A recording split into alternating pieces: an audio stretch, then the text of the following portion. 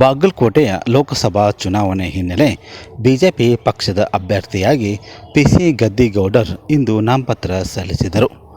ಜಿಲ್ಲಾಧಿಕಾರಿಗಳ ಕಚೇರಿಗೆ ಮುಖಂಡರೊಂದಿಗೆ ಆಗಮಿಸಿದ ಸಂಸದ ಪಿಸಿ ಗದ್ದಿಗೌಡರ್ ನಾಮಪತ್ರ ಸಲ್ಲಿಸಿದರು.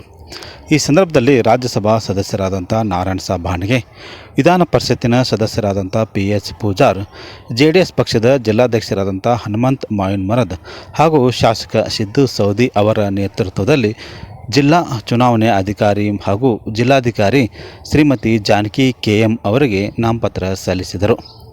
ನಂತರ ಮಾಧ್ಯಮ ಪ್ರತಿನಿಧಿಗಳೊಂದಿಗೆ ಮಾತನಾಡುತ್ತಾ, ಜಿಲ್ಲೆಯಲ್ಲಿ ಆಗಿರುವ ಅಭಿವೃದ್ಧಿ ಹಾಗೂ ಪ್ರಧಾನಮಂತ್ರಿ ಮೋದಿ ಅವರ ಅಲೆಯಿಂದಾಗಿ ಈ ಬಾರಿ ಗೆಲುವು ಖಚಿತ. ವಿರೋಧ ಪಕ್ಷದ ಕಾಂಗ್ರೆಸ್ದವರು ಸುಳ್ಳು ಆರೋಪ ಮಾಡುವ ಮೂಲಕ ಮತಗಳನ್ನು ಸೆಳೆಯುವ ಯತ್ನ ಮಾಡುತ್ತಿದ್ದು ಯಾವುದೇ ಪ್ರಯೋಜನ ಆಗುವುದಿಲ್ಲ. 5ನೇ ಬಾರಿ ಜಯಗಳಿಸುವ ಮೂಲಕ ಹ್ಯಾಟ್ರಿಕ್ ಸಾಧನೆ ಮಾಡುವುದು ಖಚಿತ ಎಂದು ವಿಶ್ವಾಸ ವ್ಯಕ್ತಪಡಿಸಿದರು. ನಂತರ ಬಾಗಲಕೋಟೆಯ ನಗರದ ಕಣವಿ ವೀರಭದ್ರೇಶ್ವರ ದೇವಾಲಯದಲ್ಲಿ ವಿಶೇಷ ಪೂಜೆ ಸಲ್ಲಿಸಿ ಮೆರವಣಿಗೆಗೆ ಚಾಲನೆ ನೀಡಲಾಯಿತು. ಮಾಜಿ ಶಾಸಕರಾದಂಥ ವೀರಣ್ಣ ಚರಂತಿಮಠ್ ಅವರ ನೇತೃತ್ವದಲ್ಲಿ ತೆರೆದ ವಾಹನ ಮೂಲಕ ಬಾಗಲಕೋಟೆಯ ನಗರದಲ್ಲಿ ಬೃಹತ್ ಮೆರವಣಿಗೆ ನಡೆಸಲಾಯಿತು.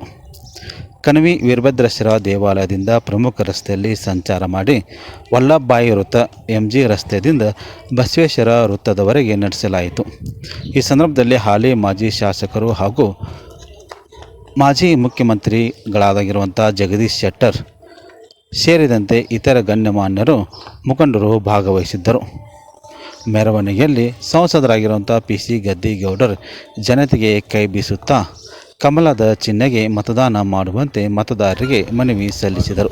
ಕ್ಷೇತ್ರದ ಲೋಕಸಭಾ ಭಾರತೀಯ ಜನತಾ ಪಾರ್ಟಿಯ ಲೋಕಸಭಾ ಅಭ್ಯರ್ಥಿಯಾಗಿ ನಾಮಪತ್ರವನ್ನು ಸಲ್ಲಿಸತಕ್ಕಂಥ ಸಂದರ್ಭದಲ್ಲಿ ನಮ್ಮ ಕರ್ನಾಟಕದ ಮಾಜಿ ಮುಖ್ಯಮಂತ್ರಿಗಳಿರ್ತಕ್ಕಂಥ ಸನ್ಮಾನ್ಯ ಜಗದೀಶ್ ಶೆಟ್ಟರ್ ಅವರು, ಹಾಗೆಯೇ ಕೇಂದ್ರದ ಮಾಜಿ ಸಚಿವರು, ಶಾಸಕರಾಗಿರ್ತಕ್ಕಂಥ ಮಾನ್ಯ ಬಸವನಗೌಡ ಪಾಟೀಲ್ ಅವರು, ಅದರಂತೆ ಮಾನ್ಯ ಬಾಲಚಂದ್ರ ಜಾರಕಿಹೊಳಿ ನಮ್ಮ ಬಹಳಷ್ಟು ಮುಖಂಡರು ಬಂದಿದ್ದಾರೆ. ಅದರ ಜೊತೆಗೆ ನಮ್ಮ ಮತಕ್ಷೇತ್ರದ ಎಲ್ಲ ಮಾಜಿ ಸಚಿವರು, ಈಗಿರ್ತಕ್ಕಂಥ ಶಾಸಕರು, ವಿಧಾನ ಪರಿಷತ್ತಿನ ಸದಸ್ಯರು, ರಾಜ್ಯಸಭಾ ಸದಸ್ಯರು, ನಾರಾಯಣಸಾಬ್ ಬಾಣಿಗೆ ಇವರೆಲ್ಲರ ಜೊತೆಗೂಡಿ ಇವತ್ತು 2 ಸೆಟ್ ನಾಮಪತ್ರ ನಾನು ಸಲ್ಲಿಸಿದ್ದೇನೆ.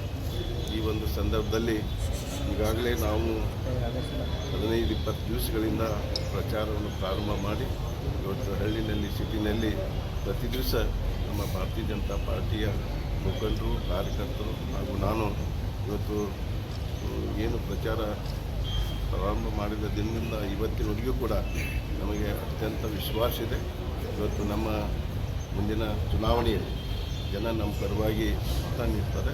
ಇವತ್ತು ಈ ಒಂದು ಸಂದರ್ಭದಲ್ಲಿ ನಾನು ಸ್ಪಷ್ಟವಾಗಿ ಹೇಳಲಿಕ್ಕೆ ಬಯಸ್ತೇನೆ, ಮತ್ತೆ 5ನೇ ಬಾರಿಗೆ ಲೋಕಸಭಾ ಸದಸ್ಯರಾಗಿ ಈ ಒಂದು ಮತಕ್ಷೇತ್ರದ ಜನರ ಒಂದು ಆಶೀರ್ವಾದ ಪಡೆದು ಇವತ್ತು ಆಯ್ಕೆ ಆಗ್ತೀನಿ ಅನ್ನೋ ವಿಶ್ವಾಸ ಬಯಸ್ತೇನೆ.